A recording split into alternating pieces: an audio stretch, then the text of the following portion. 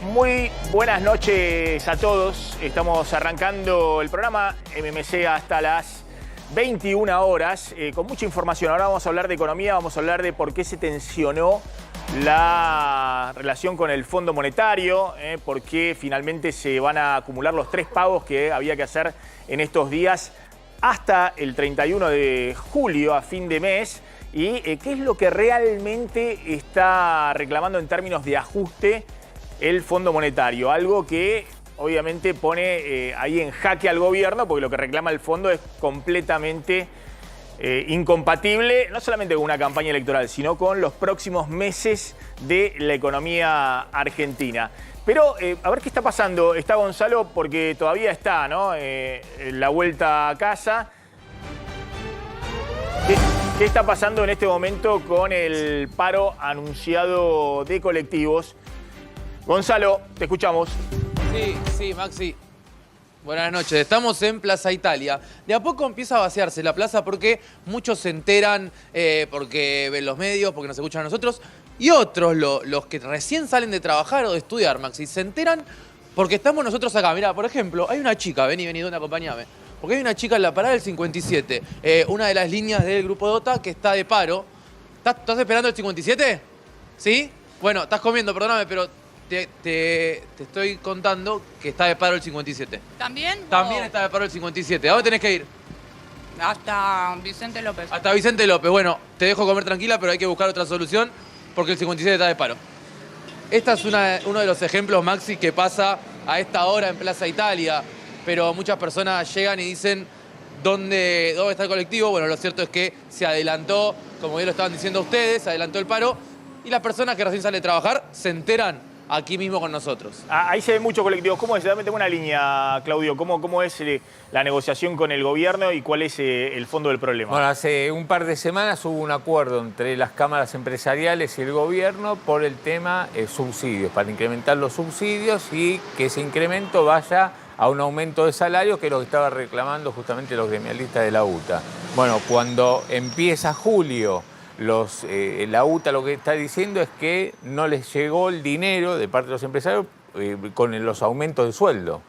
Y el gobierno lo que está diciendo es que ellos giraron hace unos días 27.000 millones de pesos de subsidios, adicionales de subsidios, para justamente que las empresas paguen el incremento salarial. Así que ahí hay un cortocircuito entre el gremio que dice nosotros no recibimos la plata con los aumentos de sueldo y el gobierno que dice nosotros giramos el dinero. Bueno, hoy se adelantó un paro que hasta el momento está ratificado para todas las líneas, no solamente para la del Grupo Dota, que es lo que está pasando ahora, para todas las líneas a partir de las 0 horas. Bien, ¿qué está pasando en la relación con el Fondo Monetario? Que se tensó esa relación y de alguna manera el equipo económico está buscando una negociación contra reloj. Lo que se comunicó hoy oficialmente desde el Fondo Monetario es algo que trascendía extraoficialmente desde el equipo económico, que es que los vencimientos que hay este mes con el Fondo Monetario en julio se van a pagar todos acumulados a fines de julio, el último día de julio. De hecho, es similar a lo que ocurrió el mes pasado, en junio. El último día de junio, el 30 de junio, se pagaron 2.700 millones de dólares al FMI sin haber cerrado la negociación con el fondo para que el fondo desembolse una cantidad de dinero equivalente, y por eso se le pagó al FMI con derechos especiales de giro, la moneda del propio FMI, lo último que quedaba en la reserva del Banco Central, 1.700 millones de dólares y 1.000 millones de dólares de yuanes. Bueno, este mes de julio hay 3 vencimientos. Uno que es mañana por 1.300 millones de dólares, otro que es el viernes siguiente, 650 millones de dólares, y otro el viernes 27 de julio por 680 millones de dólares. En total son 2.580 millones de dólares y lo que se comunicó hoy es que los 3 vencimientos se van a pagar el 31 de julio, es decir, el último día del mes. Esto lo permite el estatuto del FMI, por el acumulado, por los 2.580 millones de dólares, ¿no? Las autoridades, comunicado de hoy del FMI, han ejercido su derecho como miembro de agrupar 3 recompras, pagos de capital con vencimiento en julio y pagarlos a fin de mes, es decir, el 31 de julio, es decir, hacia el final del mes. ¿Qué es lo que está sucediendo? Bueno, obviamente el gobierno hoy no tiene para pagar otros 2.600 millones de dólares como pagó el último día de junio. Eso no está, salvo que le pague todo con yuanes. Pero claramente no es la idea. Pero lo que está ocurriendo es una negociación muy tensa porque el FMI lo que está reclamando es, dice, bueno, ustedes no tienen dólares en la reserva del Banco Central, tienen un dólar atrasado, lo que tienen que hacer es devaluar y ajustar la cuenta de importaciones. Es decir, esta es una economía, ahora van a ver, que sigue manteniendo un nivel de actividad y sigue manteniendo un nivel alto de importaciones. Ahora vamos a ver cómo se pagan esas importaciones si no hay dólares. Y el FMI está buscando un ajuste clásico. Dice, bueno, está bien, el ajuste fiscal en parte ya se está haciendo con la inflación. Es decir, están todos los gastos del Estado corriendo por detrás de la inflación y sobre todo las jubilaciones, los planes sociales, todo está corriendo por detrás de la inflación, eso se está licuando y lo están viendo en sus bolsillos, quienes del otro lado ven cada vez menor poder de compra. Es cierto que también la recaudación viene corriendo detrás de la inflación en estos meses y eso es lo que eleva el déficit fiscal, pero se está ocurriendo un ajuste desde el punto de vista fiscal, no virtuoso, sino se está produciendo por la dinámica inflacionaria. A eso se le suma que el propio gobierno, aún en un año electoral, está frenando transferencias a provincias, está frenando transferencias de obra pública también en todo el país, tratando de acomodar mínimamente como puede las cuentas fiscales. Ahora, lo que está reclamando el FMI ya no es el tema del ajuste fiscal, de una vuelta más, un torniquete más en plena campaña electoral, sino que está reclamando es algo mucho más serio. Le está reclamando al gobierno un ajuste por el lado de los dólares. Es decir, diciendo, si no tienen dólar en la reserva, o devalúan o frenan fuertemente las importaciones para ahorrar dólares y de esa manera recomponer los dólares de las reservas. Por eso el fondo, que había previsto 3 desembolsos este año para la Argentina para pagar los vencimientos que a su vez hay con el propio FMI, hasta ahora no viene girando nada. Había en junio un desembolso de 4.000 millones de dólares y todavía, hasta que no se acuerde, el fondo no lo giró. Hay otro en septiembre de 3.300 millones de dólares y otro en diciembre de 3.300 millones de dólares. Esos desembolsos del FMI era para pagarle al propio FMI. Y de hecho la Argentina ya pagó el de junio, el vencimiento de 2.700 millones de dólares, como decía antes, con D y con yuanes. Y ahora tiene que pagar en julio otros 2.600 millones de dólares, que vamos a ver el último día cómo se pagan. Pero la idea es, bueno, llegar a una negociación, a un cierre de la negociación, para que el fondo por lo menos adelante los 2 vencimientos, el de junio que tiene pendiente, desembolsos, perdón, el de junio que tiene pendiente y el de septiembre, que lleguen 7.000, 8.000 millones de dólares y eso dé un colchón para no estar todas las semanas viendo si se le paga o no al FMI, digamos, para despejar de alguna manera los vencimientos con el fondo durante toda la campaña electoral. Ahora, como les decía, ¿cuál es el tema de fondo? Que el FMI dice, ¿cómo puede ser que esta economía que no tiene dólares, que está en una situación de desequilibrio tan grande, bueno, siga teniendo este nivel de actividad? Para el fondo esto es inadmisible. El fondo dice, tienen que devaluar, eso va a provocar un ajuste fuerte de las importaciones, eso va a provocar recesión, eso le va a generar que con la caída de las importaciones vuelvan a acumular dólares y recuperar el equilibrio. Pero eso es incompatible con este año de la Argentina. Es decir, la Argentina está en medio de un escenario electoral donde la mayoría de los trabajadores está perdiendo poder de compra frente a la inflación, pero hay empleo y hay nivel de actividad. Si vos haces un ajuste en estos meses, ya sea vía una devaluación o un cierre total de importaciones, y te vas a una recesión que pone el peor de los mundos. Le sumás a la pérdida de poder adquisitivo y a la inflación erosionando todos los ingresos reales, le sumás la pérdida de empleos. Es decir, la caída en una recesión abrupta. El FMI dice, ustedes se comprometieron, la Argentina, a tener a fines de junio 9.100 millones de dólares en las reservas. ¿Cuánto tienen hoy? Menos 5.000 millones de las reservas netas como las contabiliza el FMI. Le faltan 15.000 millones de dólares. Supongamos que no contamos menos 5.000 porque parte de eso tiene que ver con el pago que se hizo la semana pasada al FMI. Faltan por lo menos 10.000, 12.000 millones de dólares en las reservas. Entonces la receta, insisto, del FMI es ajusten lo que hay que ajustar, que es la cuenta de dólares. Es decir, ¿y cómo se ajusta eso? Y bueno, habitualmente se ajusta con una devaluación, con una suba del tipo de cambio oficial, de nuevo, una caída abrupta del nivel de actividad y las importaciones, y eso es la recuperación de dólares en la reserva del Banco Central porque se recupera el superávit comercial. Ahora, ¿qué está pasando con las importaciones de la Argentina? Que esto es lo más llamativo de todo. Estamos en los primeros 5 meses del año, que es lo que ha medido el INDEC, con el segundo mayor nivel de importaciones de la última década. Es decir, en los primeros 5 meses del año, veamos acá porque si no, no se va a entender, hubo un déficit comercial de casi 2.700 millones de dólares porque hubo una caída de las exportaciones producto de la sequía del 22%, y no cayeron tanto las importaciones cayeron 6%. Ahora uno ve cuánto se importó en los primeros 5 meses del año, 30.000 millones de dólares, que es el segundo mayor registro desde el año 2013. El anterior mayor registro había sido el año pasado, cuando sobraban los dólares en Argentina, con los precios récord de la cosecha. Es decir, no hubo ningún año, incluso con años con mayor nivel de actividad, 2015, 2017, en los cuales Argentina estuviera importando tanto. Bueno, ¿y por qué está importando tanto? Bueno, porque el equipo económico ha encontrado la fórmula, fíjense la placa siguiente, de que se importe y se paga para adelante. Es decir, se acumula deuda comercial. Es decir, las importaciones que se están haciendo en estos meses se pagan a 180 días, a 210 días, algunas hasta 365 días. Y eso genera, bueno, una deuda comercial acumulada de los importadores argentinos con el exterior, que en última instancia son dólares que se le van a reclamar en algún momento al Banco Central, hoy de más de 13.000, 14.000 millones de dólares. Por eso insisto, la discusión con el FMI, ojo que es muy delicada en este momento, porque el fondo está diciendo, ¿cómo me hacen esto? No tienen dólar en la reserva, me piden dólares al Fondo Monetario y no quieren hacer el ajuste, no ya fiscal, sino el ajuste de dólares. Si no quieren devaluar, no autoricen más importaciones. Que la actividad económica se derrumbe y de esa manera van a tener más dólares a futuro. No sigan acumulando deuda en dólares porque eso va a tensionar muy fuerte el año que viene. Si bien el año que viene, todos sabemos, va a haber más dólares que este año, pues no va a haber la sequía que hubo, que se borró de un plumazo 20.000 millones de dólares. Ahora, esa discusión hay que ver cómo se salda en las próximas 2 o 3 semanas, porque la Argentina no puede estar todo el tiempo colgado del pincel con el FMI.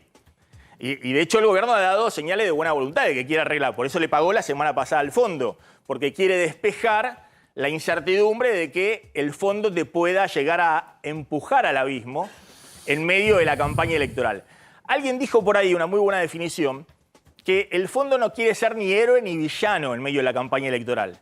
Es decir, que el fondo no quiere ser el que empuje a la Argentina a una nueva crisis, pero tampoco el fondo quiere ser, en el tironeo entre oficialismo y oposición, el que salve al gobierno de una nueva crisis. Y eso, bueno, genera mucha tensión en estos días en esa relación. Aportás un dato, hablamos con Javier Timerman y ya está sumándose Martín Lustó al programa. Para no devaluarnos, una típica devaluación en el mercado cambiario, una de las opciones que estuvieron analizando tiene que ver con aplicar un impuesto cercano al 30% a las importaciones. No a todas las importaciones, porque si no estamos hablando de lo mismo que una devaluación, sino algunas, sobre todo en el sector servicios, excluyendo a las importaciones de alimentos básicos, pero acá hay una cuestión que traba esa negociación y que es la pauta, las reglas que existen con la Organización Mundial del Comercio. Ahí a la Argentina, del cual forma parte, no se puede aplicar impuesto. Es decir, el directorio del fondo está en los países a los cuales si vos le aplicás un impuesto adicional a las importaciones, estás perjudicando a esos países que quieren venderle a la Argentina. Entonces es difícil que esos países te puedan votar en el directorio del fondo algo que los va a perjudicar. Y claro, porque ahí lo que me contaban es que hay directores del Fondo Monetario que dicen nosotros no vamos a aprobar algo o si no vamos a castigar a la Argentina y no le vamos a comprar los productos que a nosotros nos quieren perjudicar con exportaciones de ellos a nosotros que nos vienen realizando. Ya vamos a hablar con Martín Lustó, lo sumo a Javier Timerman. Insisto, acá la discusión en este momento es que el gobierno está tratando de sostener en medio de este escenario el nivel de actividad. Tratando de que no hay forma de recuperar lo que mostramos ayer, la pérdida del poder adquisitivo salarial acumulada en estos 3 años y medio que se suma a los 2 años finales del gobierno de Macri. Eso no hay forma de recuperar y de hecho la idea es que en los próximos meses se va a seguir deteriorando el poder adquisitivo de los salarios, sobre todo los informales, pero el peor de los mundos sería si a eso se le suma despidos. Es decir, se le suma un derrumbe del nivel de actividad adicional a lo que ocurre con la sequía y en el campo, que genere una mayor desocupación o una caída fuerte del empleo, cosa que todavía hoy no está ocurriendo porque esta economía está estancada en un nivel de actividad elevado. Javier Timerman, ¿cómo estás? ¿Qué tal? ¿Cómo andás, Maxi? Bien, bueno, ¿cómo ves el tironeo con el FMI, ¿no? Que de alguna manera estaba descontado, que el fondo finalmente iba a cerrar de alguna manera la negociación y empieza nuevamente a tensarse por lo que todos sabíamos, que el fondo quiere un ajuste del lado de los dólares? Bueno, antes que nada, gracias por invitarme. No sabía que iba a estar Martín, un excelente economista y mejor candidato a jefe de gobierno, que es un honor y un gusto compartir con él este momento. No, yo creo que el fondo, la discusión con el fondo ya no es más sobre un ajuste, sobre las variables económicas. Yo creo que la discusión con el fondo tiene más que ver con lo que vos mencionaste antes, la acumulación de dólares, que el gobierno necesita la mayor cantidad posible de dólares y rápido, y el fondo dice, bueno, pará, déjame prevenir un poco lo que termine pasando con la economía, no quiero, o sea, yo creo que lo que está en discusión es la cantidad de dólares que se van a otorgar, lo que el gobierno quiere. Tal vez el gobierno quiera que se excedan más allá de este año con el anticipo de dólares, la cantidad de dólares que se puedan usar para para intervenir. Y bueno, estamos en un año, no en un año, en días electorales, y claramente el fondo sabe, vos lo dijiste, no quiere ser ni villano ni héroe, que no va a haber un plan económico consistente con lo que debería ser un acuerdo con el fondo, sino que se están revisando un poco las metas. No creo que haya problemas con las metas fiscales, como dije, y bueno, negociarán un poco más, un poco menos, le quitaría un poco de dramatismo. No creo que estemos en una situación de se termina la negociación, nos quedamos sin dólares o mañana se firma. Creo que esto o sea, va a ser más largo que mañana o pasado, pero que se va a terminar solucionando por lo que vos mismo dijiste. O sea, no creo que en este año electoral el fondo quiera ser partícipe de una discusión que realmente en la Argentina le corresponde al próximo gobierno encarar un plan económico. Si estuviéramos en otro país, diría, no, las políticas son consistentes, qué sé yo, pero lamentablemente tenemos una historia, y la historia es que acá se juega fuerte y no se hacen acuerdos de políticas de Estado. Y bueno, eso es la Argentina que hay. Y te hago la última respecto a cómo se ve la Argentina hacia adelante, ¿no? Es evidente la jugada del gobierno, que no se dispare en los dólares libres, no va a haber devaluación del tipo de cambio oficial, que la inflación se estabilice en estos niveles y que se sostenga como se pueda el nivel de actividad y empleo en estos 4 meses que quedan. ¿Ves un poquito, es el escenario de corto plazo? Para adelante, ¿cómo se ve la Argentina desde afuera? Mira, yo acabo de llegar de un viaje de 2 semanas, visité muchísimos fondos y las conclusiones que saco son las siguientes. Antes el miedo que se tenía era que el miedo a Milei y el miedo a que la Argentina se quede sin dólares, que las cosas se desencadenen negativamente antes de las elecciones y que se llegue a las elecciones en una situación de crisis. Creo que la candidatura de Massa de alguna manera ordena eso. Milei se está cayendo por su cuenta y la candidatura de Massa de alguna manera ordena eso, que la gente afuera confía que algún tipo de acuerdo va a haber. Ahora, el problema argentino, y hables con los fondos que hables, siempre va a ser político hoy en día. Por todo lo que vino pasando, por lo que fue el gobierno anterior, el gobierno de Macri. Entonces, hoy en día es realmente, vos hablás con los fondos, ni siquiera te preguntan sobre temas coyunturales de la economía argentina. Hablan de gobernabilidad, de experiencia, de capacidad de gestión, de hacer acuerdos, de que las cosas no cambien de una manera abrupta sin buscar algún tipo de consenso. Y sobre eso eso es lo que están mirando. Después el plan económico va a tener que ser consistente, va a tener que ser todo lo que nosotros querramos que sea. Pero lo que no puede ser es un plan económico de choque, porque el inversor ante esa situación va a esperar mucho tiempo. Por eso yo no soy de los que creen que esto, bueno, yo el primer día llego, hago estos cambios y soluciono todo. Pará la pelota y tratar de buscar qué tipo de consenso podés lograr, haciendo las cosas que todos sabemos que hay que hacer y que estoy seguro que ahora Martín las va a enumerar y van a ser las correctas. Lo sumo a una pregunta económica, Martín Lustó, y después vamos a hablar un poco de la política, lo que está pasando no solamente en la ciudad, sino también a nivel nacional. ¿Cómo ves esto que estamos contando en el medio de la relación del FMI, los dólares, lo que el fondo obviamente tiene la receta típica en estos escenarios?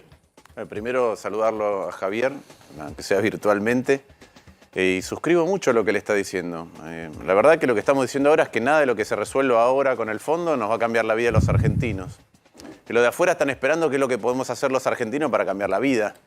Y yo estoy absolutamente de acuerdo que lo que se necesitan son cambios, pero que sean sustentables en el tiempo. Y esos cambios son sustentables en el tiempo si lográs acuerdos políticos amplios. Si no puedes hacer ese ejercicio, ya vimos lo que pasa con los cambios que ocurren y se desvanecen. Se desvanecen y genera un reflujo de otras cosas, y entonces estamos en un vaivén permanente. Entonces yo creo que eso es lo que hay que hacer, que no hay mucha otra alternativa. Y que en la medida que nosotros podamos convencernos a nosotros de eso, el resto del mundo también se va a interesar. Yo creo que el gran shock de la Argentina es ese. Después las medidas son, otra vez, el gran shock es el cambio de rumbo, colectivo, acordado. Y después los pasos son siempre graduales. Ahora, el cambio de shock tiene que ser el cauce en el cual vamos a caminar en los próximos años y, si es posible, en las próximas décadas. Y ahí sí yo creo que se abre una oportunidad muy interesante para la Argentina, porque efectivamente hay condiciones objetivas que pueden aliviar esta recurrencia a la falta de dólares, pero también tiene que ver con que no los uses mal, y eso vuelve otra vez a la política. Hemos hablado muchas veces, yo no creo que el problema en la Argentina sea económico. Cuando tenés 130% de inflación suena raro decir esto, ¿no?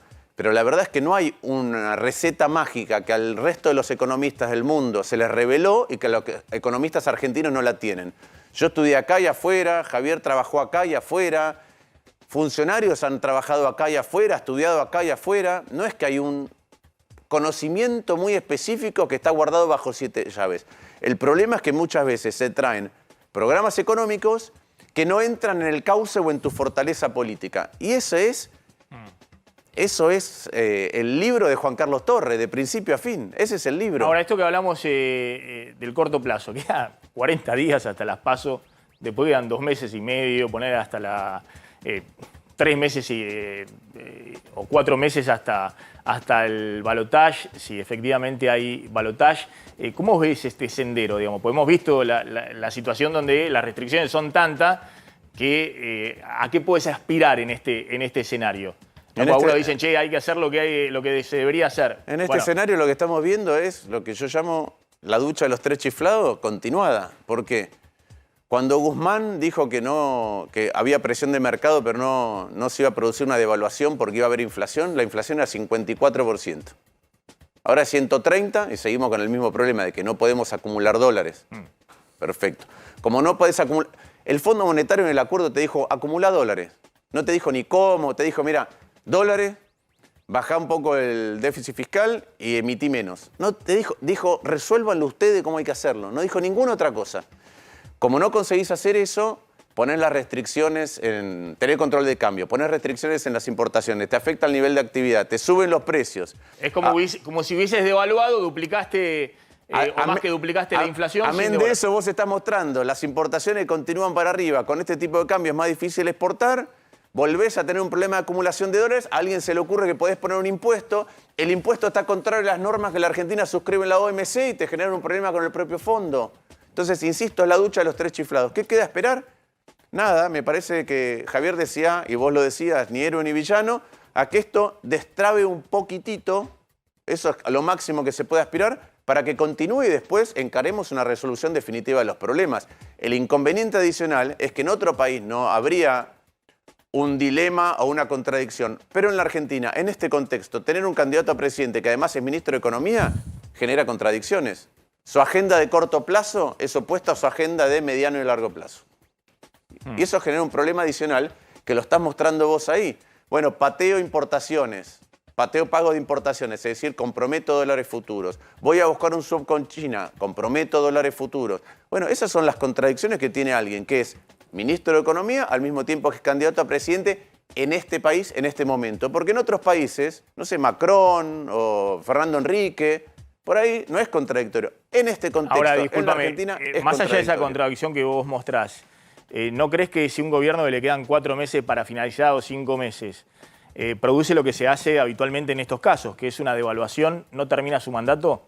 Teniendo un Que yo piso, nunca- yo no- teniendo un piso, es decir, que se desata una crisis, no solamente económica, sino social y política, teniendo vos la experiencia, aparte de cómo se juegan. Es decir, que la dinámica de lo impensado, que ahí no estás hablando si le va a salir bien al oficialismo en la elección y demás, sino que no termina su mandato si se llega a comer una devaluación en este momento. Primero, yo estoy siempre en contra de las devaluaciones. ¿Por qué estoy siempre en contra de las devaluaciones? Son la causa del aumento de la pobreza y la desigualdad en la Argentina. Cuando vos tenés la misma torta que hace 50 años, pero por las crisis económicas cada vez la distribuís peor, la misma torta peor distribuida es más pobreza. Ahora, para no tener devaluaciones no tenés que atrasar el tipo de cambio. Porque si no, entras inevitablemente en una dinámica que ya sabemos cómo termina y genera un nuevo desgarro del tejido social en nuestro país, que viene desde hace mucho tiempo con esta dinámica. Entonces vos me preguntás, ¿yo quiero que haya una devaluación? No. Y además me parece que el momento de corregir las cosas no es en la debilidad y sin dólares. Ahora, este es un problema que generó este gobierno. Lo generó así. Lo fue acumulando cada vez más. Está bien, pero- algo parecido le pasó a Macri. Algo parecido le pasó a Macri. Sí. Y algo parecido le pasó a Cristina en el 2011, cuando arrancamos con el cepo. A veces hay mejores maneras de corregir las cosas y postergar las decisiones postergar las decisiones cuando el problema es chiquito genera después un problema mucho más grande después. No, está bien, pero al punto era ese. Es obvio que así como el final de gobierno de Cristina fue responsabilidad de los años anteriores de Cristina, el final de gobierno de Macri fue responsabilidad de Macri y el final de este gobierno es responsabilidad de este gobierno, de nadie más. Lo que yo te preguntaba es, ¿qué harías distinto en estos 4 meses? No, yo lo que hago en estos 4 meses es construir una fuerza política o no en estos 4 meses, en todo este tiempo, que tenga un candidato a gobernador en Santa Fe, un candidato a intendente de Córdoba, un candidato en la Ciudad de Buenos Aires, para tener No, vos desde la oposición. Pero para tener correcto, pero digo desde el oficialismo, el margen de maniobra Pero yo no es entre el abismo y tratar de mantener la situación hasta diciembre. Pero dos cosas. Primero, durante todo este tiempo hubo un montón de momentos y oportunidades distintas para actuar colectivamente, desde la pandemia en adelante. Un día el presidente lo abortó, eso, sacándole los fondos a la ciudad. Cualquier tipo de colaboración ahí se acabó. Se acabó, se terminó. Y empezamos cada vez más con tensiones, cuando originalmente se podría haber trabajado otra cosa. ¿A qué nos dedicamos? Cuando votamos los argentinos, pero en cualquier país del mundo se asignan responsabilidades.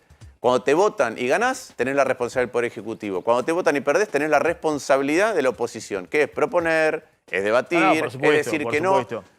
Yo en todo este tiempo de hace muchos años vengo construyendo una fuerza política que conoce la Ciudad de Buenos Aires y que después las cosas que nosotros decimos se extendieron, la manera de cómo queremos abordar el Estado, a Santa Fe, a Córdoba, a La Pampa, a Entre Ríos. Esperamos un segundito, ahora vamos a hablar un poco de política. Javier, gracias, no sé si querés cerrar con algo ahí. No. Simplemente decir que creo que como dijo Martín, la vida de los argentinos no va a depender de este acuerdo, que el acuerdo se va a lograr, que los grandes desafíos que tenemos son a partir del año que viene o a partir de las elecciones que haya, en diseñar un plan económico que sea consistente en los próximos 10 años, no en el próximo año, repito, no en el próximo año, en los próximos 10 años, y bajar un poco la ansiedad con esto del acuerdo con el fondo, porque no creo que sea significativo, dada la proximidad de las elecciones. Gracias, Javier Timerman. Bueno, vamos a entrar en un tema político y ahora vamos a hablar con Martín Lustó. A ver, encuadrame, Javi Calvo, el tema político. De alguna manera, todos están viendo que hay una guerra Bullrich-Milei, ¿no? Y algunos dicen, ojo que si se debilita mucho Milei, crece Bullrich, empieza a preocuparse el peronismo, sobre todo en la provincia de Buenos Aires. Sí, de hecho hay un tuit muy acusatorio de Carlos Kikuchi, el que hasta ahora era el operador nacional del armado de la Libertad Avanza, de la fuerza de Milei, en todo el país, acusando justamente a diferentes sectores de estar detrás de esta suerte de conflagración contra Milei por el tema de la venta de candidaturas. Ahí justamente dice Kikuchi que las operaciones y difamaciones en contra de Milei y nuestro espacio surgen por el miedo que tienen. Atención, porque hay una lista. En Juntos por el Cambio, Patricia porque por su... Porque cree que por Claro. Javier Larreta le gana las PASO. Es decir, Kikuchi dice, Javier Milei se le está llevando votos a Patricia Bullrich y favorece a Larreta en la interna. Exactamente. Y Larreta está detrás de las operaciones porque cree que porque Santilli pierde la provincia de Buenos Aires. Y los K porque creen que pueden quedar tercero. Bueno, ya demasiado. Bueno, ¿no? Digo, hay un poquito una coctelera ahí medio extraña. Todos están contra Milei. Esa es la lógica de este eje defensivo que se ha armado.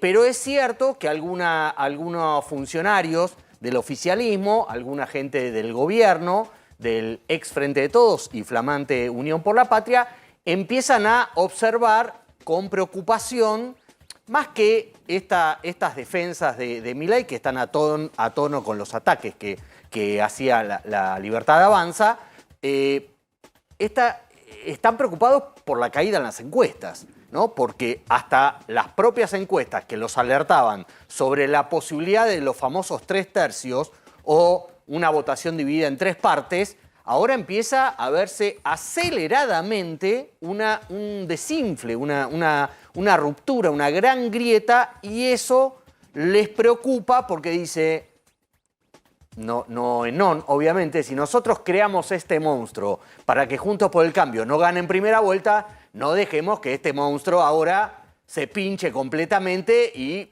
nos haga olvidar del objetivo inicial, que es que Juntos por el Cambio no gane en primera vuelta. A ver, lo sumo a Facundo Lescaki. Me parece interesante sobre todo la primera parte del tuit de Kikuchi, donde, digamos, Kikuchi fuma abajo del agua, también entiende, digamos, cómo están las cosas. Ve quiénes salen con todo, desde los medios que salen, a pegarle directamente a Milei. Y ven ahora, cosa que nosotros venimos diciendo hace meses, de cuál es el armado político de Milei, de con quién negocia y cuáles son los punteros políticos del peronismo que le arman en algunos lugares, y salen ahora todos en fila a pegarle a Milei. Es la primera parte de lo de Kikuchi, donde dice, es evidente, lo que pierde Milei lo gana Patricia Bullrich, ¿no? Y eso lo favorece en la interna con Larreta. Es un poquito así la ecuación, sobre todo porque lo que le están pegando directo se ve dentro de un establishment económico y mediático que se alinea detrás de Patricia y que le bajó la palanca a Milei. Se ve donde todos apuntan al mismo lado. Digamos, antes no veían absolutamente nada, lo llevaban a Javier a todos los programas, era una estrella absoluta, y en un momento dijeron, uy, nos está sacando los votos de Patricia. Y dieron vuelta a 180 grados y lo pusieron en la freidora o en la parrilla. A ver. No, a ver, en realidad lo que dice es que le hacen eso porque Patricia está perdiendo. No dice que sus votos fueron a Patricia, sino que el objetivo de lo que le están haciendo... Que Patricia perdió votos a manos de Milei. A ver, acá me parece que hay 2 o 3 temas así rapidito. Uno, ¿cuál era el principal problema que podía llegar a tener Milei? ¿Cómo pasar de ser una figura mediática del mundo casi del espectáculo y de las redes sociales a convertirse en la figura central de un espacio político que intenta ganar las elecciones y llegar a la presidencia? Una cosa se resuelve muy fácil, la hago yo. Vengo acá a la televisión, hablo, yo soy un analista, podría mañana convertirme en una figura atractiva y que la gente diga qué bien Facundo, qué bien Facundo, qué bien Facundo. Ahora, otra cosa es armar una fuerza política que se desarrolla a lo largo y a lo ancho del país con otros dirigentes que colectivamente construyen una fuerza política, arman un programa de gobierno y tratan de llegar al gobierno. Y ahí me parece que es donde, digamos, Milei ha demostrado sus principales dificultades. ¿Por qué? Pero no solo por quiénes se alió, si son buenos, si son malos, si son más simpáticos, si es Bussi o es Menem. Principalmente porque le ha salido mal en términos de resultados electorales. Entonces, no ha sido efectivo ni ha sido eficiente en el desarrollo de este armado político electoral. Luego, porque hay una serie concatenada de denuncias que plantean, digamos, las dificultades que tiene ese armado político, digamos. Hay un montón de denuncias que son de personas que efectivamente participaron en ese dispositivo de poder. Ahora, esto es lo que pasa en los programas de televisión, es lo que vemos en las radios, es lo que escuchamos aquellos que nos interesa la política en demasía. La pregunta que yo me hago, que es un interrogante, nosotros estamos en este momento en campo, todavía no tenemos los resultados, es si ese 15, 20, 25% que tiene Milei en las encuestas, que digamos, no sabemos muy bien cuánto es, porque la verdad que hay que reconocer, no somos tan precisos en la tarea de medir, entonces solemos fallar, también están tan atentos a estas cosas y van a dejar de votar a Milei porque Kikuchi, porque Bloomberg, porque, o en realidad lo votan a Milei como una manera de expresar una bronca, un enojo, y la pregunta es, ¿ese voto puede expresar su enojo, su bronca con alguien o alguienes, Burri, Larreta, Massa, que forman parte del establishment de la política, a los cuales ellos querían repudiar votando a Milei? ¿O puede ser que porque Milei no está o se enojen con Milei y diga, ah, Milei es igual a ellos, entonces dejo y no voy a votar? Digo, hay que tener cuidado. Es cierto que puede haber operaciones y contraoperaciones, porque nosotros sabemos, porque estamos en esto, que esto funciona así, pero lo que nadie controla es el resultado final de esas operaciones. Entonces, ¿qué va a pasar con esos votos de Milei? Uno, opción uno, que no escuchen, que no estén escuchando, que la famosa idea de la burbuja esté funcionando y los tipos están en su mundo. Dos, que efectivamente pueden ir a Burri, pueden ir a Larreta, pueden ir a Massa, porque muchos de esos votantes también son votantes del peronismo. Entonces pueden volver al peronismo. ¿Pueden ir a Massa votando a Milei, decís? No. Pueden irse. A ver, Milei no sirve, es igual a todos. Entonces, puedo votar a Larreta, puedo votar a Patricia Bullrich, pero ese 20, 25% también fueron votantes del peronismo. Si no, ¿cómo se explica que el peronismo sacó 50 y ahora mide 30? Entonces, también pueden ir a votar ahí. Esa es una opción. Y la otra opción es que digan, yo no voy a votar. Al final, el que quería votar, porque era diferente, es igual a los otros, me quedé sin opciones, me quedo en mi casa.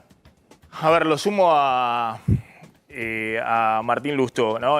Mucho se ha hablado un poco de los escenarios, de los balotajes y demás, y todos decían, bueno, si el gobierno va a un balotaje con Milei, Martín Lustó, Gerardo Morales, ese radicalismo jamás votaría a Milei en un balotaje. No te quiero poner eso porque me vas a contestar, obviamente, un político profesional.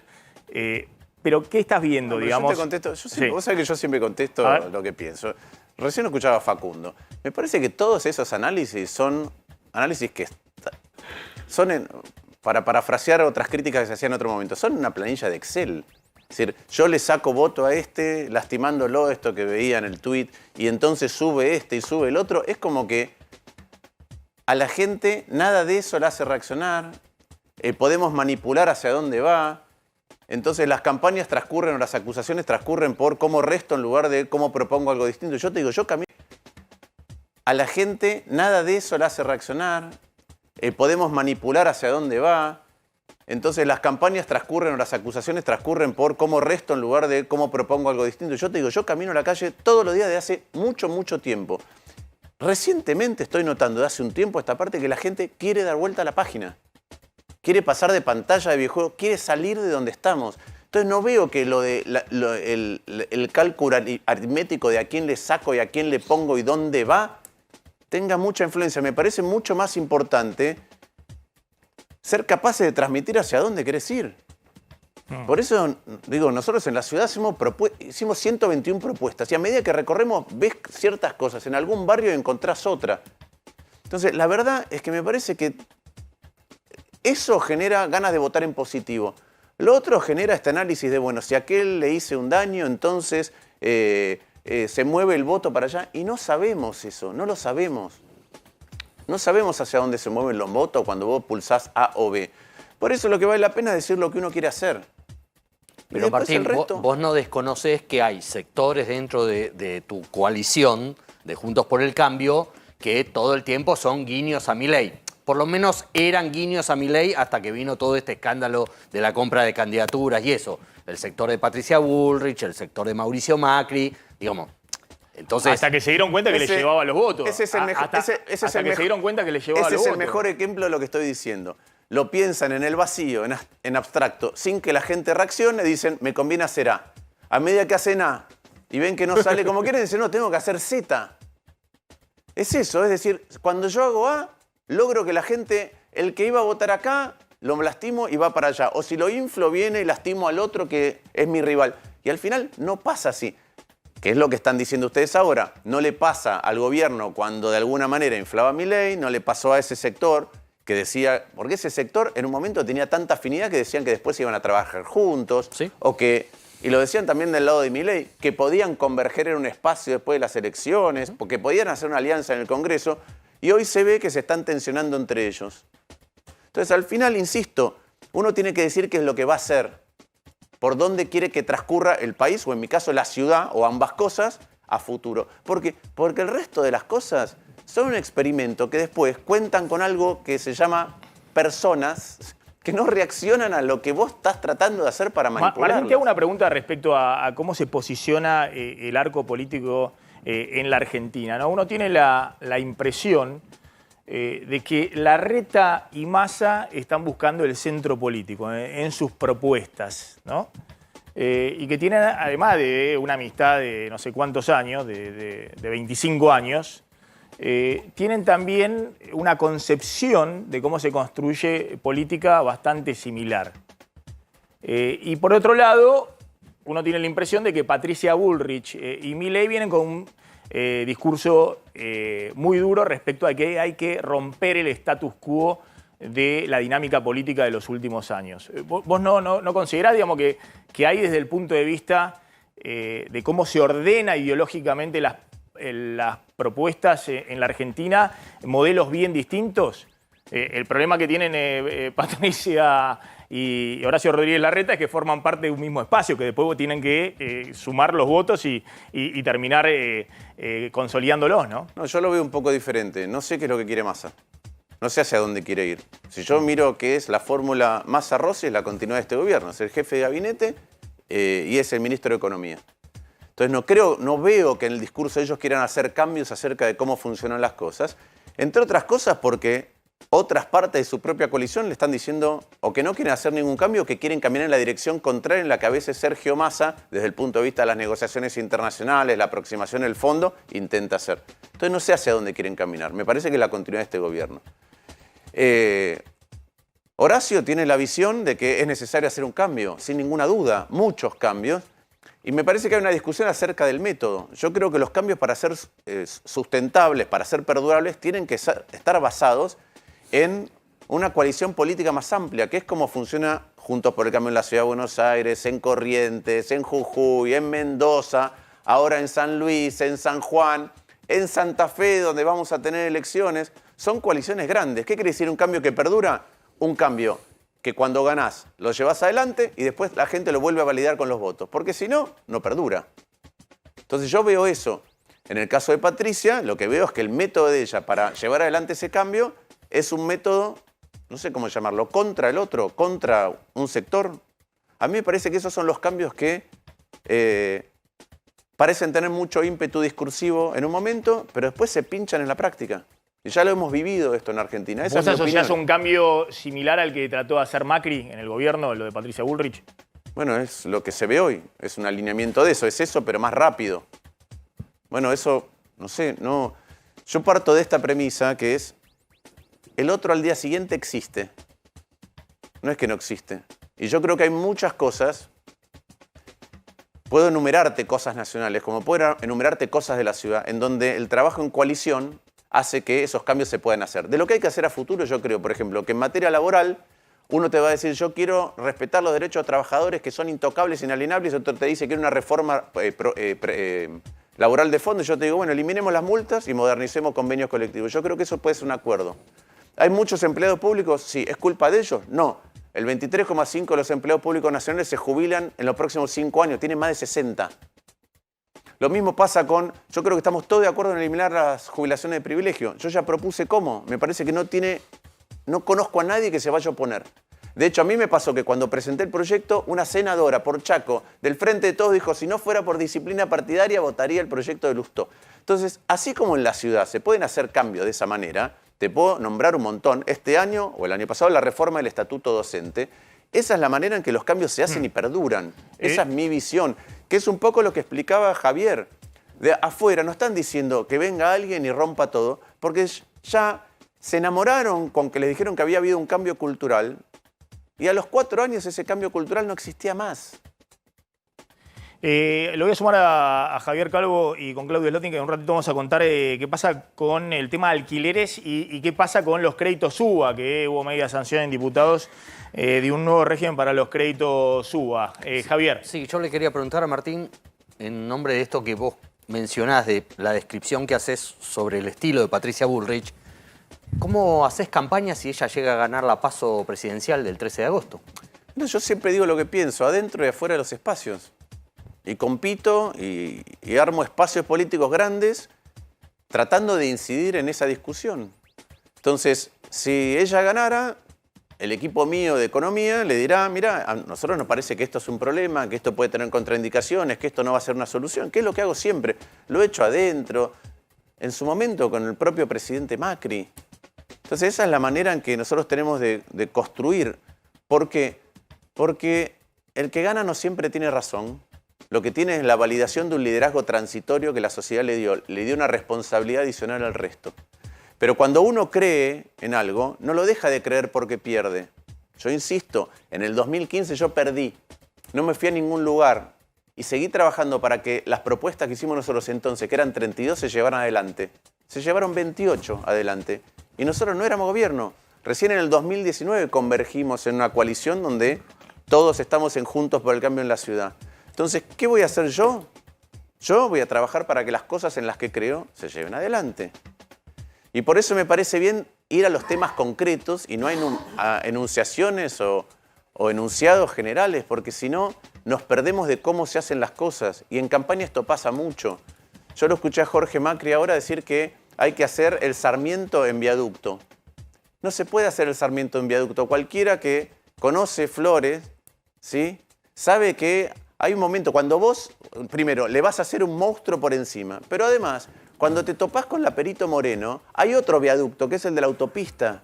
¿Qué vas a hacer? ¿Vas a hacer que suba más el tren? O sea, ¿Vas a hacer que vuelva abajo? No conoce Flores, Macri. Bueno, ¿sabés cómo es el proyecto? Ese proyecto, el que propone Jorge Macri, llega con el viaducto hasta un poco antes de la estación de Villaluro, en Corro. En la avenida Corro tiene que volver al mismo nivel que está hoy. No solucionaste nada. Por eso es importante debatir. Por eso, si no es uno habla en AM, otro habla en FM y no se cruzan.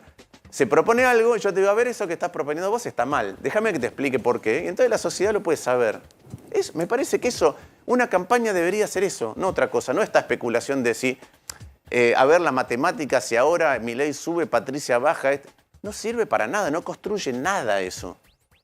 Te hago la última respecto a cómo se posiciona Juntos por el Cambio, donde hay verdaderamente diferencias, yo diría, ideológicas importantes. Vos dirás, en el peronismo también. Bueno, pero el peronismo ha convivido así durante décadas. Con diferencia, hemos tenido la década del 90 menemista, ultraliberal, después hemos tenido la de Kirchner. Es decir, hay distintas variantes en el peronismo que van todos detrás del líder en el momento en que consideran que la cosa va para ese lado. En Juntos por el Cambio, si ganara Macri la ciudad y Patricia Bullrich a nivel nacional, ¿vos te sentirías parte de ese proyecto? Como acabo de decir, yo tengo un compromiso para que las cosas en las que creo pasen. Lo tuve cuando perdí, lo tengo cuando gano y lo tengo cuando pierdo.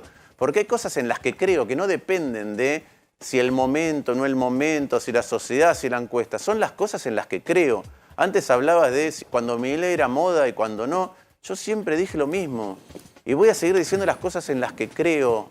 Y voy a hacer propuestas que se puedan llevar adelante. No propuestas que suenen a generalidades que parecen bien, ni propuestas que suenan lindas, pero después de la gestión no se pueden llevar adelante. Parte de la mirada más amplia, parte de salir de la mirada de una parte de un partido e ir a una coalición, es que todos sabemos que de adentro las cosas son más difíciles. Entonces hay que respetar al que está adentro porque ve restricciones cotidianas que vos no ves. Pero el que está afuera aporta una visión que te hace salir de mirar de la misma manera y de seguir en la inercia y entonces te puede permitir darle un impulso diferente a la gestión. Eso es lo que creo. Yo creo en las coaliciones más en este mundo de hoy. Creo en nuestra coalición, en Juntos por el Cambio, y creo en decir siempre lo que pienso. Y te hago la última respecto a la economía. Justo está sentado acá un empresario pyme. Venimos trayendo, digamos, ¿no?, empresarios pymes a los cuales le va bien, a otros que les va mal. Pero para mostrar un poquito la realidad, ¿no? Distinta, que son los que generan empleo cercanos de trabajadores a los cuales a todo le va mal. Porque todos los trabajadores en blanco, informales y demás, vienen 5 años perdiendo frente a la inflación, con un derrumbe de poder de compra ininterrumpido.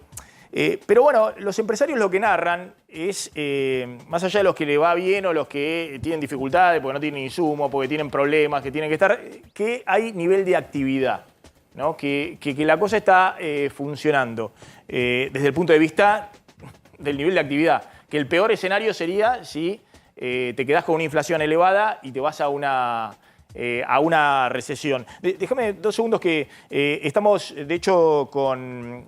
disculpame un segundito, estoy buscando tu nombre.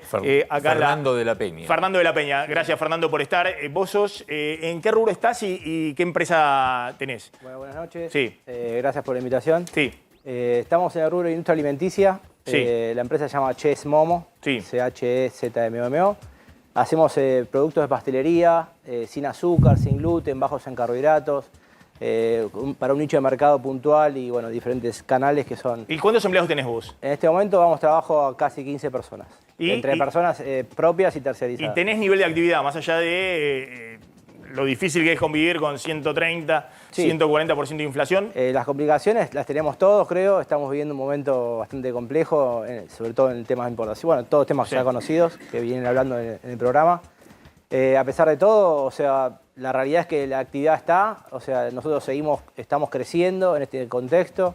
O sea, crecimos un 20% de lo que fue el año pasado hacia la misma etapa del año. O sea, hay movimiento, quizás estamos en un nicho Claro. y en un producto como tal que es bastante novedoso, que no hay Más tanta premium. competencia y es premium Sí. y tenemos una posibilidad de quizás poca competencia en lo que hacemos y bueno, y eso hace que sigamos creciendo. Ahora seguimos hablando. Eso te quería preguntar respecto hacia adelante, ¿no? Todos los economistas vemos y decimos, obviamente acá hay que hacer ajustes evidentes en la economía. El más evidente es lo que te pasa con el tipo de cambio oficial, con las tarifas, con otros precios que están atrasados. Tenés que hacer un ajuste eficaz porque no tenés cómo financiarlo. Ahora, hay una discusión fuerte en la oposición, cómo se hace hacia adelante sin generar un proceso recesivo que Sí. genere una tensión social insostenible para el próximo gobierno. A ver, primero, eso es parte del contraste que yo decía en cómo yo veo la economía, cómo mi equipo, nuestros equipos ven la economía y cómo lo ven otros equipos dentro de Juntos por el Cambio. Es decir, hay una discusión fuerte en la No oposición sé si respecto una a eso. discusión fuerte. Yo digo, ordenar el futuro en lo que recién decía, en la política energética, en los subsidios, en el sistema previsional, en las jubilaciones de privilegio, en el empleo público, en las normas laborales. Yo te puedo decir cuál es el sendero y vos ver que una vez que la norma está establecida, eso va teniendo impacto paulatino. Y eso para mí genera un shock de expectativas que no es las inversiones de afuera, la lluvia de dólares, los brotes verdes. Mirá, la Argentina ordenó su discusión política frente a todos aquellos que pensaban que no, en temas muy grandes. Yo creo que eso cambia mucho la expectativa, tanto que me parece que es reactivante, ¿sí? Después hay ciertas cosas que sí tenés que hacer al principio, pero eso para mí es el grueso. Y eso modifica eso y un orden macroeconómico que empieza a ser previsible, le cambia mucho la vida al que está desarrollando su negocio. Yo no le quiero preguntar a Fernando cuánto tiempo del día dedica a, desde Los la costos, administración tributaria hasta financiero. readecuación de costos, al problema financiero, porque es enorme, enorme. Y él, como decía, está en un rubro que, como es un rubro relativamente nuevo en la Argentina, puede crecer, pero otros no. ¿Por qué? Porque están compitiendo por un mercado que ya está establecido. Y cuando vos vas a ese mercado, hoy, la incertidumbre de precios genera 2 cosas. Nosotros no sabemos cuánto van a costar las cosas. Pero el otro día, ¿dónde fue? En el Bajo Flores, en un comercio me dijo que vende artículos de limpieza. Me dijo, si viene alguien y me compra, en lugar de un bidón de lavandina, me compra 7 o 10, empiezo a pensar que no le tengo que vender. Porque Claro. no sé cuál es el precio. Y Para después ir a comprar los bidones y hizo este reponerlos. chiste. Si me compran uno no pasa nada, pero si me quieren comprar más cantidad, hasta pienso que le tengo que vender más caro. Imagínate eso. Viene alguien y te dice, te quiero comprar más, y empieza a sospechar que en realidad le tiene que vender más caro. Ese es el dislate que es la economía argentina. Martín Lustó, gracias, Gracias. Muy amable como siempre. Ya vamos a hablar con Fernando, pero vamos a sumar el tema de lo que se discutió hoy con el tema de créditos UBA. Atención porque hay media sanción a un proyecto para los deudores UBA. Claro, que se votó en diputados, ahora va al Senado, próximamente se va a debatir ahí, que intenta darle una solución justamente a los deudores UBA que tuvieron el problema que, como justamente sus cuotas se van indexando con la inflación, y la inflación fue muy alta, más alta que sus propios ingresos, los salarios, entonces tienen dificultades algunos de ellos para pagar. Bueno, ayer la Cámara de Diputados, esta madrugada en realidad, se hizo cargo de eso y votó reformas a los créditos UBA. ¿Qué cambia? ¿Cuáles son los cambios? Bueno, a ver, escuchémoslo a Alberto Fernández, ahora contás cuáles son los cambios para el deudor UBA, si esto después es aprobado en el Senado, ¿no? Y vas a contar cuántos créditos UBA hay y cuántos están en mora, Claro. y que es una porción muy pequeña, también hay que decirlo. Pero esto decía hoy Alberto Fernández en un acto, a ver. Muchos de ustedes, como millones de argentinos, no pueden acceder a un crédito bancario para comprar una casa. Necesitan que el Estado esté presente y los ayude a acceder a una casa. Porque además, cada vez que yo entrego una llave, yo siempre digo, el momento más grato como presidente es el momento en que entrego una casa. Porque ahí me doy cuenta que la política le cambió la vida a alguien. Cada vez que ustedes me abrazan, todos que son muy generosos, me dicen muchas gracias. Mire que no me deben nada a mí, ¿eh? A mí no me deben nada. Porque todas estas casas es un derecho que ustedes tenían. Lo que pasa es que algunos se hacían los distraídos y no querían reconocer ese derecho. Pero el derecho a un techo digno es un derecho que tiene cada argentino y cada argentina de la patria. Y el Estado tiene que cumplir con atender esos derechos que no han sido atendidos. Esto no es una dádiva del gobierno, ¿eh? Es un derecho de ustedes. Es un derecho de ustedes. El título de lo que dice, esto no es una dádiva del gobierno y por supuesto, digamos, ¿no? Pero Alberto Fernández inaugura vivienda, haciendo campaña política. No se sabe bien qué, porque todos se quieren alejar del presidente en la campaña política, y después le dice a la gente que recibe una casa que no es una dádiva del gobierno, mientras él la entrega, digamos. Pero bueno, se había mezclado. Pensé que estaba hablando de los créditos de los créditos UBA. Completá el tema créditos UBA. ¿Qué es lo que cambia? Respecto a qué cambia para el deudor UBA. Bueno, número uno, que la cuota no puede superar el 30% de los ingresos de los deudores. Hasta ahora era el 25%, o sea, se eleva esa proporción de manera de que aquellas familias que tienen problemas para pagar porque los ingresos corren por detrás de la inflación, bueno, ahora puedan justamente pagar la cuota. Número dos, una nueva actualización. Los UBA que seguían a la inflación... Por un índice de salarios, sino por la inflación. Salarios. Sí. Se suspenden por un año los juicios por desalojo y todo lo que son los embargos de los deudores UBA. Ese es el otro cambio importante. Y el número 4, la cobertura de hasta 3 cuotas si el deudor pierde el trabajo. O sea, esto se hace a través de un fondo compensador y, bueno, es a cargo, en principio, de los bancos. Los bancos tienen que hacer un aporte del 0,01% a este fondo compensador, que obviamente después los bancos se van a dar Hay vuelta. pocos UBA, hay 95.000 deudores de créditos UBA y una clientes. morosidad de ¿cuánto? 1.400 deudores. Eso da que 1,5%, 1,2%. Claro, 1,2% del total de los créditos.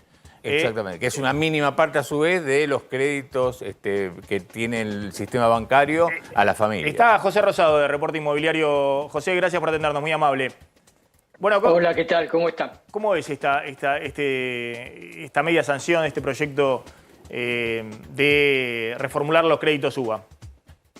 Bueno, la verdad que yo no sé si, digamos, justamente están viendo otros datos, si los legisladores tienen otra información que no es la que da el Banco Central, porque justamente la oficial del Banco Central es la que están dando ustedes, no llega al 1,5% la cantidad de créditos hipotecarios irregulares. Y dentro de los hipotecarios para familias irregulares están los que son UBA y no solo los que son UBA, otros que no lo son.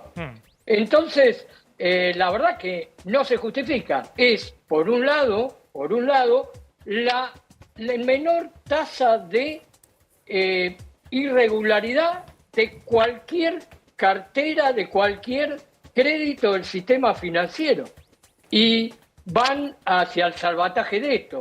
En créditos personales hay mayor grado de digamos, de problemas y también en crédito con tarjeta, que son los que más se toman la familia.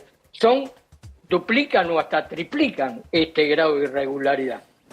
Por otro lado, el 25, como bien decían, ¿no? Ahora sube al 30% el tope. Eso no se entiende si es que con respecto a lo que justifica hoy que tiene como ingreso el deudor, o bien es lo que se va a tomar como el máximo cuando se otorga. Si vamos a eso, antes era más estricto, porque antes era lo que los bancos calificaban que podía asumir como pago de cuota, era hasta un máximo del 25% de los ingresos, y en muchos casos ahí sí, y esos son los casos en los que hay problemas, que se sumaron como ingresos reales, que no eran tan reales del hogar, sino que eran de familiares, se sumaron esos otros familiares, padres, en algunos casos, suegros que salían, sumaban esos ingresos y entonces se llegaba a ese tope de 25. Pero después, efectivamente, ese otro ingreso era a los fines de calificar y de obtener el crédito. Después, en la realidad de todos los meses, ese ingreso no se sumaba a ese hogar. Y entonces, ahí sí, era como que, digamos, tenía una sobrecalificación. Pero no en la mayoría, por los datos lo están demostrando. José, te hago una sola pregunta. Obviamente que sacó un crédito UBA, tiene esa deuda indexada ahora o en el futuro ya creo que está por salario, ¿no? O está por inflación, todavía no por salario. Por ser. Claro, sigue por ser. Todavía no por salario. Lo que había modificado hasta ahora era el tope, lo que estaba explicando José. Bueno, pero el activo tiene un activo que en dólares, bueno, ha caído justo en dólares el valor de las propiedades. A eso quería ir. De todas maneras, en pesos, obviamente, tiene un activo respaldando esa deuda, ¿no? Ajustada por inflación. El tema es para adelante, digamos, cómo se reconstruye el crédito hipotecario en la Argentina, que va a ser la única forma de que los asalariados puedan acceder a una vivienda, porque ha quedado lejísimos el salario respecto a las viviendas. Más allá de que cayeron los valores en dólares, el dólar de 500 es un dólar tan alto en términos reales respecto a los salarios que, bueno, que tenés que laburar toda tu vida para comprar un monoambiente y aún así no llegás. La pregunta que te hago es, ¿vos estás viendo en el mercado inmobiliario que hay un piso en la caída de los precios en dólares, en este ajuste que ha habido en los últimos años, algunos dicen de hasta 30, 40% en dólares? Sí, en los últimos meses se ve una ralentización en el ritmo de caída que tenían y que habían tenido durante, sobre todo, 2021 y parte del 2022. O sea, en el último, digamos, comparando los valores, la media total de departamentos entre 1 y 4 ambientes usados que están en oferta, que son alrededor, que nosotros filtramos en reporte inmobiliario, alrededor de cerca de 30.000 casos, digamos, que podemos, digamos, comprobar que reúnen esas características, la caída general con respecto a junio del año pasado es del 7,21%. O sea, antes venía una tasa cayendo, una tasa más muy acelerada. superior. Está claro. Y la caída acumulada total desde el máximo del 2018 es el 37%. Está claro. José Rosado, gracias. Ahí está el director de Reporte Inmobiliario. Bueno, estamos hablando con Fernando, empresario PYME, ¿no? Respecto a cómo es el día a día para una empresa PYME en estas condiciones. Fernando, ¿cuáles son los principales problemas que vos ves desde un PYME que tiene que pagar salarios todos los meses, tiene que mantener nivel de actividad y tiene que seguir creciendo? Los problemas principales y los que por ahí uno le dedica más tiempo en el día es lamentablemente apagar incendios. Entonces estamos mucho tiempo ocupando el día en ver cómo solucionar problemas que vienen pasando, que por más que uno haga una lectura de lo que pasa, cuesta mucho poder llevarlo a la práctica y realmente después en base a eso poder planificar, poder pensar para adelante. Hoy uno piensa para adelante en un término mucho más corto de lo que por ahí pensábamos hace 2 años o hace 4 cuando empezamos con este emprendimiento. Y las complicaciones del día a día en el rubro nuestro son las que tienen todos. Todo el tiempo te cambian la lista de precios de los Exactamente. proveedores. O sea, proveedores, o sea, productos que son medios commodity, productos que uno consume. Nosotros consumimos muchos productos provenientes de campo, entonces este año tuvimos complicaciones con importaciones, con el tema de la sequía y todos los derivados que vienen del campo, que usamos nosotros para producir. Productos que no tienen sustitutos nacionales, que no hay producción nacional y que no se pueden conseguir. Entonces te obliga a parar algún producto, alguna línea de producto que hoy no podés estar haciendo, que de hecho lo tenemos. Y después en el día a día las complicaciones que estamos viviendo a nivel inflacionario, o sea que te llevan, bueno, todo el tiempo estar pensando y analizando para poder seguir trabajando. O sea, Pese a eso, a vos te va bien, digamos. Estás contando que creciste 20% en términos reales respecto al año pasado. ¿Y qué esperas para el futuro? Digamos, ¿qué es lo que pedís para el futuro? Pedimos un poco de tranquilidad, de estabilidad. Tranquilidad. De justamente, como decía Martín Lustó, o sea, de comulgar, de tener un lineamiento y dar vuelta a la página y que esto sea un camino donde podamos trabajar con tranquilidad, o sea, con cierta tranquilidad y podamos pensar realmente en cómo crecer, en cómo dar más trabajo, en cómo hacer más conocido nuestro producto. Eso pedimos. Es decir, querés horizonte. Sí. Eso es lo que querés. Sí. Fernando, gracias. Muchas gracias. Muy interesante. Vamos a ir a la tanda. Cuando volvemos vamos a hablar, atención, los datitos políticos que tiene Javier Calvo después de la tanda. Y tenemos un móvil también. Ahora vamos a contar uno en el Chaco y otro en Saavedra, porque ocurrió un hecho muy fuerte policial que me parece vale la pena posar la lupa ahí. Asesino, hijo de... Asesino, la justicia divina va a caer sobre vos. Asesino, hijo de... Devolvé la vida. ¿Qué es lo que le cuida a este hijo de... Asesino. Hijo de... Te vas a pudrir en la cárcel. Maldito hijo de... ¡Hijo de p***! ¡Vas a pudrir en la cárcel! ¡Malparido! ¡Malparido, hijo de p***! Una situación de mucha tensión se vio hoy con el traslado de Merenciano Sena. Está Cecilia Conesa en Chaco. Cecilia, ¿qué tal? ¿Cómo estás? Muy buenas noches, Maxi. Muy buenas noches a todo el equipo. Es así. Tanto a Marcelo Acuña como a Merenciano Sena fueron trasladados ayer Marcelo Acuña al Hospital Perrando y hoy Merenciano Sena para unos controles de rutina. En el caso de Marcelo Acuña, controles de sangre, en el caso de Merenciano también. Pero finalmente en el día de ayer una junta médica va a recibir a Merenciano Sena para ver cómo se encuentra de salud.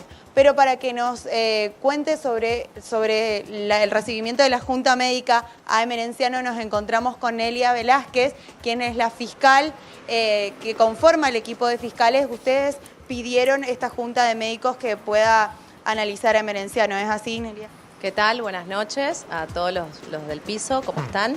Efectivamente, la defensa solicita la prisión domiciliaria de Merenciano. Entonces, atento a ello y a los requisitos que debemos cumplimentar con el Código Procesal, es que se pide esta junta médica, quienes van a estar conformados por distintos profesionales, quienes deberán informarnos a nosotros en qué estado se encuentra el Merenciano y si es posible que siga cumpliendo su detención en la comisaría donde se encuentra con la medicación pertinente o si es necesario que lo haga desde su domicilio. Maxi, Nelia ya te estaba escuchando. Sí, una pregunta de Javier Calvo para fiscal. Sí, doctora, ¿cuándo cree que vamos a saber qué pasó con Cecilia y quién mató a Cecilia? Bueno, nosotros ya configuramos una imputación donde determinamos que quienes dieron muerte a Cecilia son Marcela Merenciano y César Sena. Sin perjuicio de que no contamos al día de la fecha con el cuerpo de Cecilia, teniendo en cuenta que aún están pendientes los estudios de ADN, también tenemos muchos fallos nacionales y también acá en Chaco, donde igualmente si hay prueba suficiente para demostrar este hecho imputado y esta teoría del caso que plantea la Fiscalía, es posible llevar a juicio y llegar a una condena. Doctora, gracias, muy amable. Cecilia Conesa, gracias, de ahí desde Chaco, informando todas las novedades. Vamos con Alejandro Poblas a Saavedra porque hoy ocurrió un hecho policial muy impactante, un intento de femicidio que fue evitado por un accionar muy profesional de la policía que justo llegó en el momento. Ahí está Alejandro, ¿cómo estás? Maxi, ¿cómo te va? Buenas noches. Como bien decías, el video es escalofriante. Sí. Este hombre la persigue a esta joven con intención de matarla. No la mata por la espalda porque hay un detalle que no se llega a ver en un punto ciego del video. Él quería que ella lo mirara a los ojos y ahí sí efectuarle un disparo certero en la cabeza. Bueno, no lo pudo hacer porque los dos disparos que este hombre realizó, por suerte no impactaron en el cuerpo de la joven, y cuando ella se dio vuelta y él ahí le iba a efectuar otro disparo, gatilló varias veces y por suerte no ha salido la bala, y ahí personal policial de policía de la ciudad lo reduce. A metros de donde estamos nosotros está terminando en estos momentos el operativo, están empezando a sacar las fajas y demás, pero el video es escalofriante, Maxi, aquí en Superí, al 4200, a metros del Parque Saavedra. Miren, vamos a girar la cámara. De un lado el operativo, pero al otro lado, en horas de la mañana, cuando esto sucedía, estaba el parque con gente caminando, corriendo. Si este hombre decidía efectuar disparos cerca de esta zona, estamos hablando de 50 metros de diferencia, estaríamos hablando prácticamente de una tragedia, porque en ese momento, Maxi, la plaza estaba lleno de personas que estaban realizando actividad física. Del otro lado del móvil policial que vos estás viendo ahora en este momento trabajando, de Policía Federal Argentina, porque quien toma la causa, obviamente, porque hay policía de la ciudad involucrado, vive la familia de esta joven, obviamente que no quiere brindar declaraciones, pero aparentemente este hombre descubrió el movimiento que estaba haciendo esta joven y la empezó a seguir. Este muchacho de 38 años, influencer, que es muy conocido en redes sociales por, obviamente, dar mensajes de vida, justamente, y consejos a las personas, vive a 400 metros donde estamos nosotros ahora, y su casa quedó prácticamente parada en pausa en el momento que él salió. Está todo encendido en la casa, las luces encendidas. Vino a atacar a esta joven en este lugar, que de milagro está viva. El joven recibió 2 disparos. Este hombre que efectuó los disparos, Reina de apellido, tiene un disparo que le provocó una fractura de la clavícula y un disparo en el glúteo. En este momento está internado en el Hospital Pirovano. Obviamente, cuando se recupere va a tener que dar explicaciones a la justicia.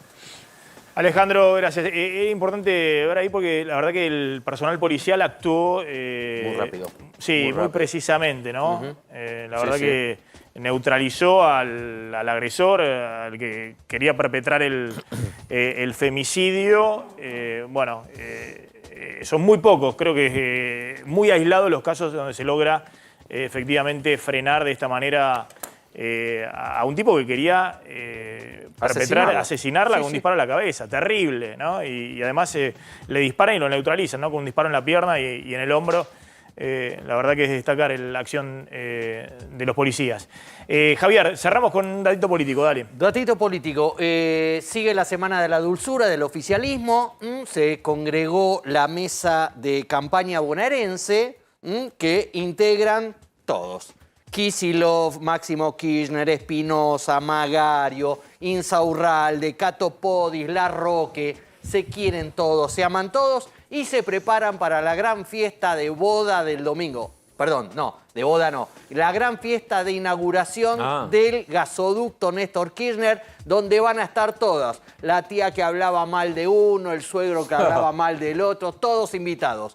Alberto Fernández, Cristina Fernández de Kirchner, Sergio Massa, Máximo Kirchner, Kicillof, todos ahí preparándose para la gran fiesta de la unidad de Unión por la Patria. De hecho, algunos asesores de prensa, ¿no?, que difunden en WhatsApp la información, que van enviando la información y demás, se lo toman medio ya con humor y irónicamente diciendo, bueno, sigue la Semana de la Dulzura. Más caramelos. Vamos a ver cuánto les dura. Vamos a ver. Javier, gracias.